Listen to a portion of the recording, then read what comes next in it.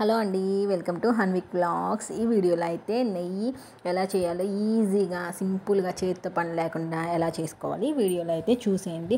చాలా సింపుల్గా చేసేయండి అండి ఇలా. సో దీనికోసమని పెరుగు ఉంటుంది కదా, మనం డైలీ పెరుగు, ఆ పెరుగు మీద మేగడ్ని ఒక దాంట్లోకి అయితే స్టోర్ చేసుకునండి. డైలీ మనం మజ్జిగ చేయాలంటే మనకు చాలా కష్టంగా ఉంటుంది కదా. సో అలా కాకుండా దీని మీద మంచిగా మేగడ్ని అలా స్టోర్ చేసుకునండి ఒక బాక్స్లోకి.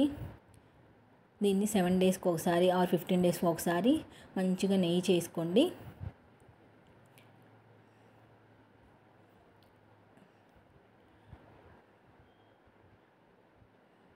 మంచిగా చూడండి, నేనైతే ఇప్పుడు ఇదైతే 7 డేస్ అండి. సో 7 డేస్ది నేను పట్టి చూపిస్తాను ఈజీగా ఎలానో చూడండి. సో ఇప్పుడు మిక్సీ జార్ తీసుకోనండి. మిక్సీ జార్ తీసుకొని ఆ మేగడ్ని మిక్సీ జార్లోకి వేసుకోండి.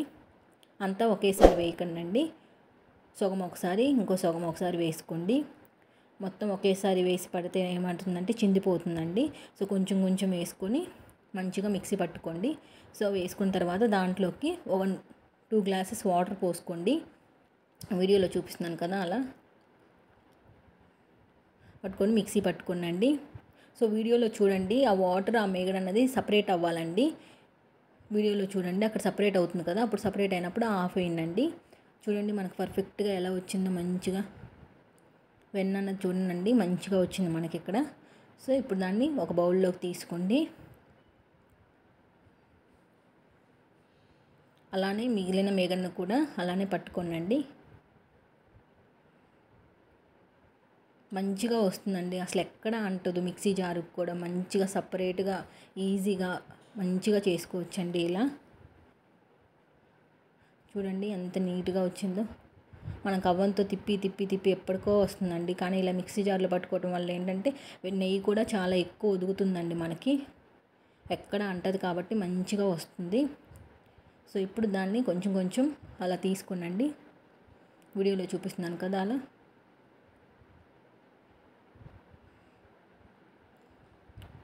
కవ్వంతో చేసిన దానికంటే మిక్సీ జార్లో పట్టుకుంటే నెయ్యి ఎక్కువ వస్తుందండి మనకి. మంచిగా ఆఫీస్కి వెళ్ళే వాళ్ళు ఇలా 15 డేస్కి ఒకసారి 1 మంత్కి ఒకసారి మంచిగా చేసుకోవచ్చు అండి. అసలు శ్రమ పడాల్సిన అవసరమే లేదు, చాలా ఈజీగా తొందరగా చేసుకోవచ్చు ఇలా. సో ఇప్పుడు వెన్నను మొత్తం ఒకసారి వాష్ చేసుకోనండి వాటర్ తోటి, ఎందుకంటే మనం 15 డేస్కి ఒకసారి చేస్తాం కాబట్టి కొంచెం స్మెల్ పోతుందండి. అలా వాటర్తో 2 or 3 టైమ్స్ క్లీన్ చేసుకుంటే ఆ వెన్నని. సో క్లీన్ చేసుకొని గ్యాస్ వెలిగించుకోనండి. గ్యాస్ స్టవ్ మీద పెట్టుకొని దాన్ని అయితే వెన్ననైతే కరిగించేసుకోండి. వెంటనే అయిపోతుందండి, 15 మినిట్స్లో అయిపోతుంది. సో చూడండి నెయ్యి మొత్తం మంచిగా పర్ఫెక్ట్గా వచ్చిందండి. ఇలా రెడ్ కలర్ వచ్చేసినప్పుడు ఆపేయండి నెయ్యిని. స్మెల్ కూడా మనకు అర్థమవుతుందండి నెయ్యి కాగింది అని చెప్పి. ఇప్పుడైతే నెయ్యిని అయితే వడకట్టుకోండి, చాలా బాగుంటుందండి. సింపుల్గా ఇలా ట్రై చేయండి మీరు కూడా.